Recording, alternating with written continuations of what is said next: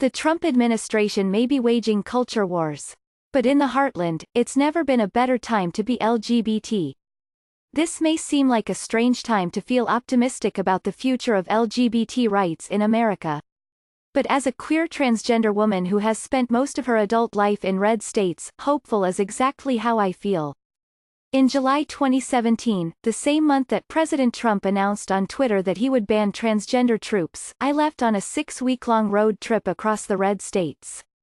I wanted to understand what motivated LGBT people to stay in the heartland at a time when some progressives were still pondering escaping to Canada. What I learned on the way from Utah to Georgia only reaffirmed what I have come to believe over the past decade: attitudes toward LGBT people are changing rapidly in conservative states, and no one inside the Beltway can stop it.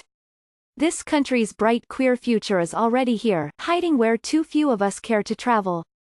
From a bird's eye perspective, it may not seem that life has changed for LGBT Americans in so-called flyover country.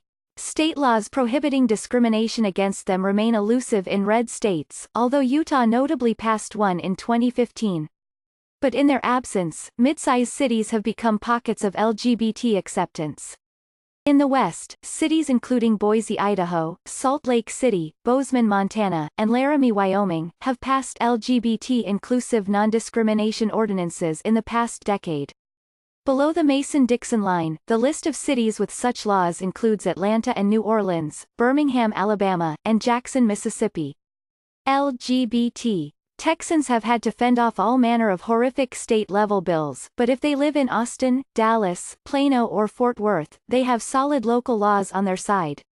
And Midwestern hubs like St. Louis and Omaha likewise offer LGBT protections. The Human Rights Campaign, a national LGBT advocacy organization, is downright cheerful about this trend at a time when queer optimism feels in short supply. In its 2018 Municipal Equality Index, the group's president, Chad Griffin, wrote that, while cynical politicians in Washington, D.C., attempt to roll back our hard-fought progress, many local leaders are championing equality in big cities and small towns from coast to coast. And this progress includes transgender people. According to the group's data, over 180 cities and counties in states whose electoral votes went to Mr. Trump in 2016 now protect employees not just on the basis of sexual orientation but gender identity as well. On my road trip through what is ostensibly Trump country, I met many LGBT people who saw no need to flee their conservative home states for the coastal safe havens of generations past, thanks to local progress. In Utah, I made arts and crafts with transgender and gender nonconforming teenagers, most of whom belong to Mormon families. Over coffee in the Rio Grande Valley, a non-binary friend told me that the region's LGBT people remain as hardy as the prickly pear cactuses of South Texas. And in an Indiana town where everyone knows everyone, a transgender woman in her 50s told me how much things have changed in her area since she first came out over the course of the 2000s. It's so much better, she said. It's so much freer. It needs to be reported. It is, of course, being reported, but news about positive LGBT developments in cities and states tends to garner a small fraction of the attention that stories about the Trump administration's anti-LGBT plotting do. When the Department of Health and Human Services circulates an anti-transgender memo, social media is aflame for days. By comparison, when New Hampshire's Republican governor signs a transgender non-discrimination bill that passed with bipartisan support, we barely bat an eye. When we focus too intently on the actions of the Trump-Pence administration, we miss the bigger, and better, picture. A majority of Americans, in all but 6 states, now support same-sex marriage. Most support transgender military service. Most oppose businesses turning away LGBT customers in the name of religion. Public opinion on LGBT people is finally turning a corner, not just on the coasts but between them as well. That shift is thanks in large part to the increasing proportion of Americans who identify as LGBT themselves. According to Gallup polling data, 4.5% of American adults now identify as LGBT, which is a full percentage point higher than in 2012.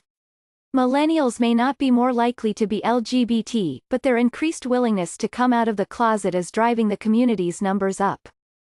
Queer people, simply put, are everywhere. We are most definitely in Dollywood, a theme park owned by Dolly Parton in Pigeon Forge, 10, and my favorite stop on my road trip, where I saw Bible belters and lesbian couples peaceably ride roller coasters side by side. As more millennials move to the South and West, and as more Americans all over the country come out as LGBT, cities like Louisville, Kentucky, Norfolk, Virginia, New Orleans, and Salt Lake City are all seeing huge spikes in the percentage of their residents who identify as LGBT, as data from the Williams Institute at the University of California, Los Angeles, shows. At the same time, between 1990 and 2014, that same statistic stayed relatively static for long-standing hubs of gay culture like San Francisco and Los Angeles, and it even fell in New York City. America's queer center of gravity is moving toward the middle. Before we know it, this country will have become LGBT-friendly not from the outside in but from the inside out. There are plenty of reasons for LGBT Americans to feel despondent right now. But hope is just down the road. Samantha Allen is the author, most recently, of Real Queer America, LGBT Stories from Red States, and a senior reporter covering LGBT issues for the Daily Beast.